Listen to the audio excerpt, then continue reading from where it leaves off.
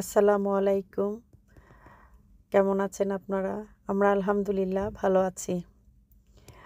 আজকে আমি COVID-19 vaccine দিতে যাচ্ছি। তবে ভ্যাকসিনের লেটারটা যখন আসলো তখন মনে অনেক আতঙ্ক কাজ করছিল, ভয় পেয়ে গিয়েছিলাম।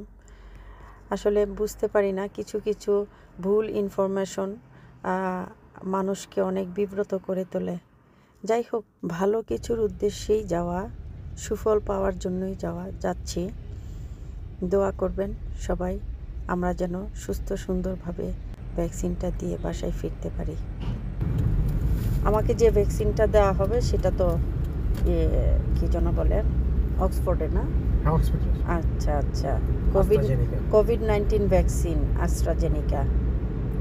একদম ইউকের নিজস্ব মেক, অক্সফোর্ড ইউনিভার্সিটি থেকে বানাইছে এটা, এবং এটার গ্রহণযোগ্যতা অনেক বেশি।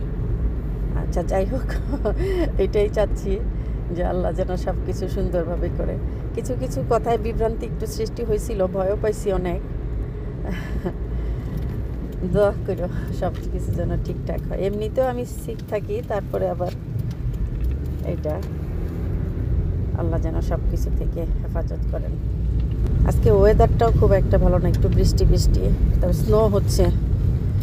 আজকে ফার্স্ট ডোজ নিব, সেকেন্ড ডোজ হলো 26 এপ্রিল। আমরা এখন আমাদের ডেস্টিনেশনে পৌঁছে গেলাম।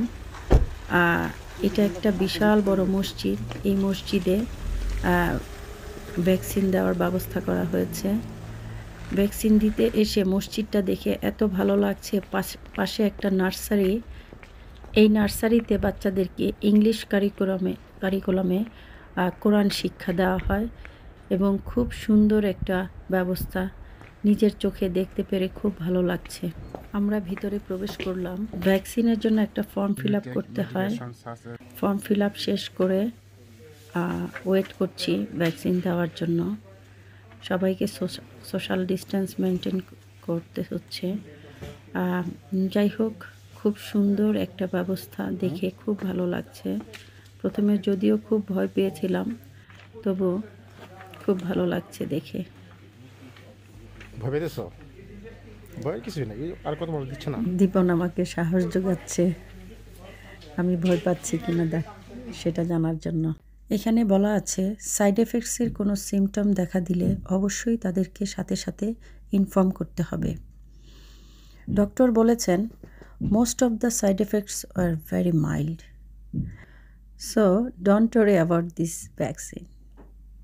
তাই আমার মতো কেউ ভয় পাবেন না, ভ্যাকসিনটা অবশ্যই নিয়ে নেবেন।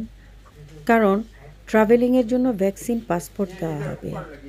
যাদের ভ্যাকসিন দেওয়া থাকবে তাদের ট্রাভেলিং ইজি। যাই হোক, আমরা এখন বের হয়ে গেলাম।